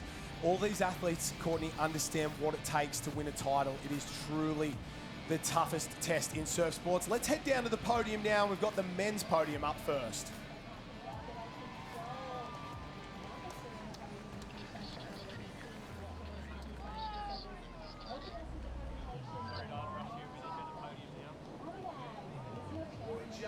We're just struggling to hear from the podium guys down there. Jolie Piper, $12,000 for second place, plus the prize money for today, so not a bad day.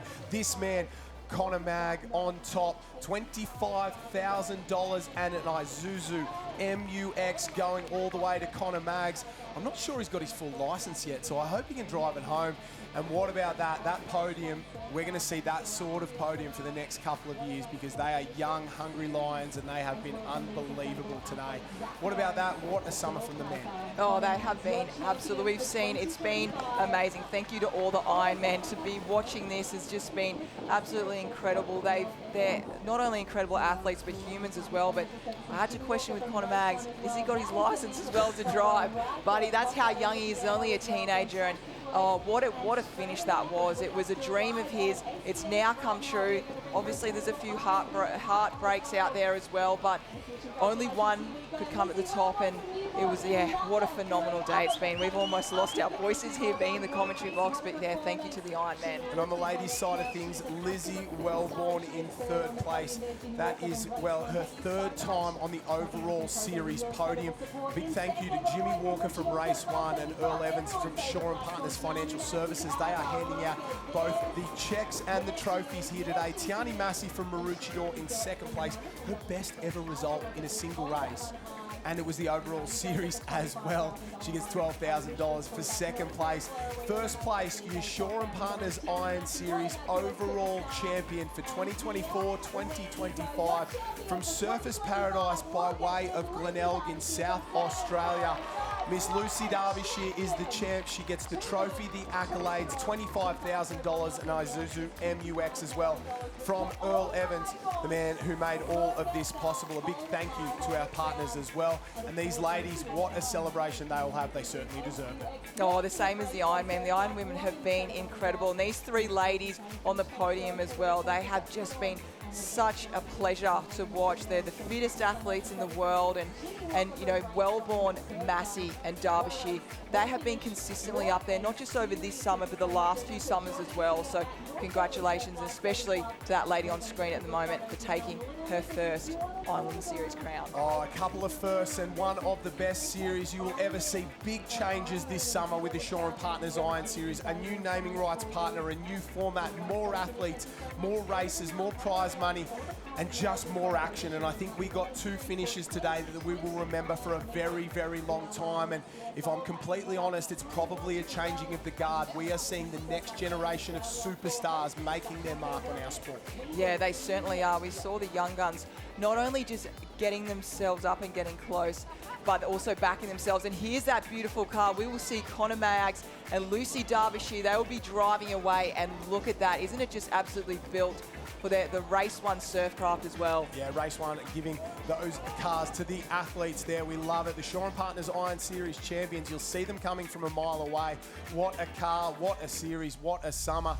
On behalf of myself and the entire team, we want to say a big thank you to Shaw and Partners Financial Services, Engine Swim and Race 1 Swimwear, our event supporters, 0% beer, Surf Life Saving Australia, all the officials that took part, the athletes, the supporters and everybody at home. And until next time, a huge thank you, and we'll see you again.